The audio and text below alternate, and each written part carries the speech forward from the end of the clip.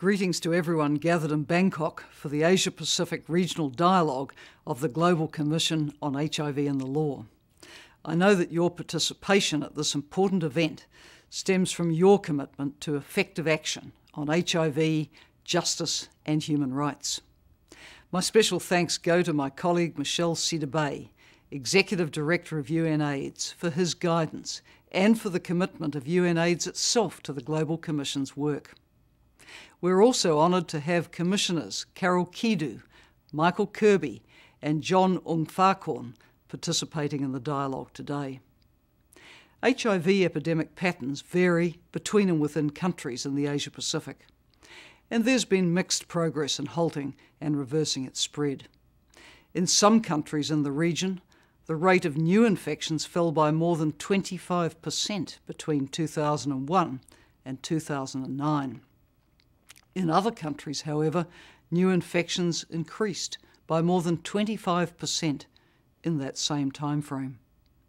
What does remain a painful constant across the region is that HIV thrives among those who are excluded, who are misunderstood, who are stigmatised. An estimated 16% of people who inject drugs in Asia are living with HIV.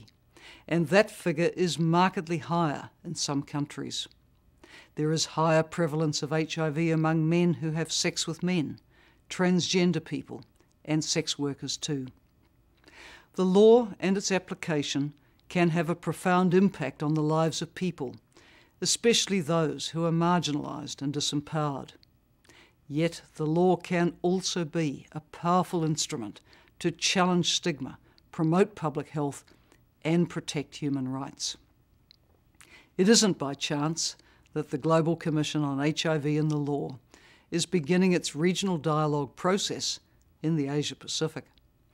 This is a region in which a number of governments are working to strengthen laws which protect against discrimination and marginalisation, and to protect and promote the rights of people living with HIV.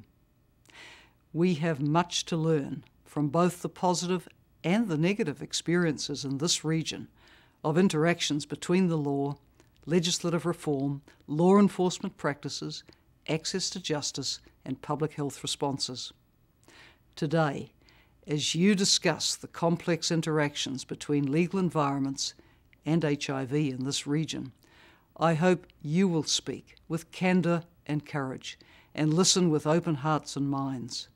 Your challenge is to identify practical solutions for countries which will ensure that the law can be a positive force for scaling up effective HIV responses. Your deliberations today will deepen the understanding of the Commissioners, provide invaluable insights for their work, and enrich the other regional dialogues which will follow. What is discussed in this dialogue will have important and positive ramifications for HIV responses in the Asia-Pacific and around the world too. I look forward to hearing of the outcomes of this dialogue, and I wish you all a fruitful dialogue here in Bangkok.